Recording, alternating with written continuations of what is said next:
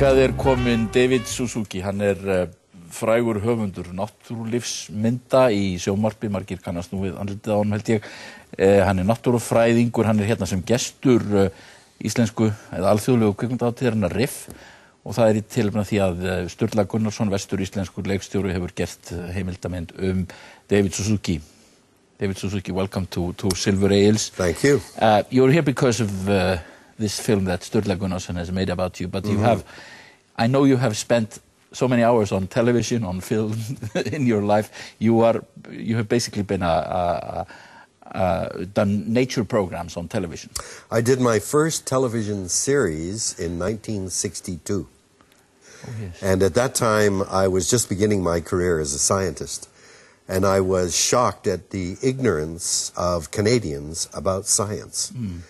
And I felt at that time that science was so important that if the public didn't understand science, they wouldn't be able to help manage the way science was affecting their lives. So that's when I began my career as a television journalist. But it very quickly became focused on the environment because I realized that there was a bigger issue of what human beings were doing to the earth. Yes. The Nature of Things was your most famous program. That's the program. I've been hosting it for 33 years. Yes. Last year was the 50th anniversary of this television series, the longest running series in Canada. In Iceland, you gave a lecture called What Can We Do? And of course, this is pertinent to the environment. We talk a lot about it on this program that basically we are wreaking havoc with our environment. I think that a difficult thing for a lot of people to understand is that humanity has changed incredibly in the last 100 years. We've gone from, in 1900, when there were 1.5 billion people in the world, most people lived in village communities because most people were farmers. 1900, there were only 14 cities with more than 1 million people. We were a farming animal. And farmers understand very well that we depend on nature for our well-being and survival. But in only 100 years, we've gone to 6 billion people by the year 2000, but hundreds of cities with more than 1 million people. In Canada, we are now 85% of Canadians live in big cities. And in a big city, we think, oh, well, we're different. We don't need nature as long as we have a few parks. Yes. Our most important thing is our jobs, because we need a job to make money to buy the things that we want. And so as a city animal, we now think the economy is the most important thing. Yes. And everything is geared towards the economy. But the economy is a destructive agent of the air, the water, the soil we grow our food on. And so we're caught in this dilemma. Everybody wants the economy to grow, but the economy is destroying the very things that keep us alive. So, and we're also, it's a question of fulfillment. We never get enough. That's the problem. And my question is, how much is enough? When I look at what we have in Canada, even poor people, people considered below the poverty line, may have cars, telephones, they have their own apartments.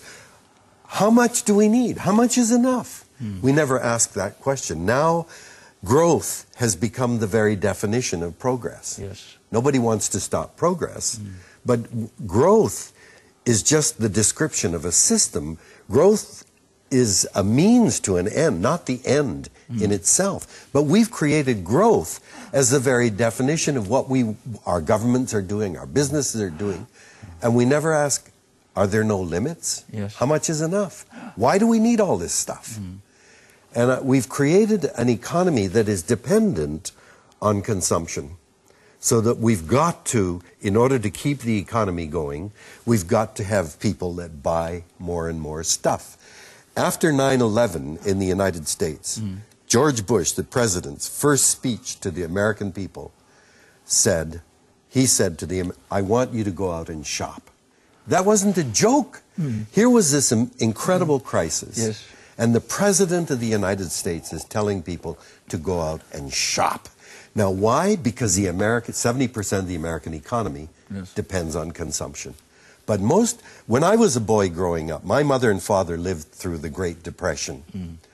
They taught me important lessons. One was, you have to have money to buy the things you need. Not the things you want, the things you need. But you don't run after money as if having more money makes you a better, more important person. But now we've created an economy where our civic responsibility is to buy more stuff. And thus we have dislocated ourselves from the environment, really. We are sort of living in these cities where we sort of are... we are not in contact with exactly. What is happening in nature. I was just out at the Blue Lagoon half an hour ago. This is a wonderful experience for me. There was a boy sitting next to us, and he sat there for over an hour, and the whole time he was playing a game on an electronic game thing. And I thought, here we are in this wonderful setting. There are people doing things. There's lava. If I was a boy, I'd want to be exploring everything. But no, we're doing this. And in cities, I have a friend in Toronto, which is the biggest city in Canada. I think it's 4 million people. He lives in the northern part of the city in an air-conditioned apartment. When he goes to work, he goes down the elevator into his air-conditioned car, drives it downtown into the basement of his air-conditioned building. That building is connected through tunnels to huge shopping areas and food markets. He said to me, I don't have to go outside for weeks. So we've created an environment in which we think we're so smart. We don't need nature. We create our own habitat. As long as we have a park, a few parks to play in, who needs nature? And yet the very things that keep us alive are clean air, clean water, clean soil, clean energy. And we forget that. We don't know about that because we live in a human-created environment. A big question for you, what are the greatest threats to the environment? Well, for me, the problem is, of course, we are way overpopulated. The planet cannot support 7 billion human beings. We're the most numerous mammal on the planet.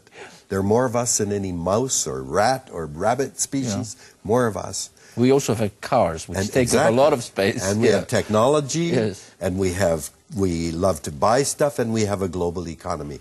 And I believe that economy is driving us to destroy the very things that we need. The economic system doesn't include nature. So many of us are saying we should put a price on putting carbon into the atmosphere. But all the corporations, the fossil fuel industry is fighting that. Why? They think that we should be able to use the air for free or dump our chemicals into the water for free.